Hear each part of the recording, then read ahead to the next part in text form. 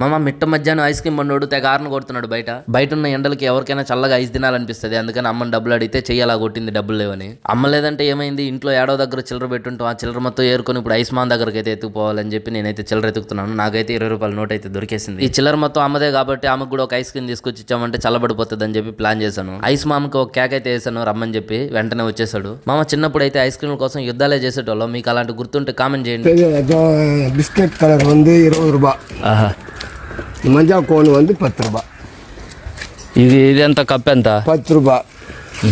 ఈ కప్ ఒకటేనో 20 రూపాయలతో ఒకటి ఇచ్చి. మామ ఐస్ క్రీమ్ మామ ఏమన్నాడంటే కోన్ అయితే 20 రూపాయలు, కప్ అయితే 10 రూపాయలు అన్నాడు. నేనైతే 20 రూపాయలు 10 రూపాయలు తీసుకున్నాను. 20 రూపాయలు మనకి, 10 రూపాయలు అమ్మకి. మా చిన్నప్పుడు 2 రూపాయలు ఉండేది ఐస్ క్రీమ్, కానీ నేను ఎప్పుడు డబ్బులు పెట్టుకోను. మా తాత ఆయన సారాయి బాటలు వేసి తీసుకునేవాడిని. మామ మీరు మన ఛానల్ మొదటిసారి చూస్తుంటే సబ్స్క్రైబ్ చేసుకుని వీడియోని లైక్ చేయండి. మా అవ్వ కూడా ఒక ఐస్ క్రీమ్ తీసుకుంది, నేనైతే తీసిలేదు, ఆమె కొనుక్కుంది.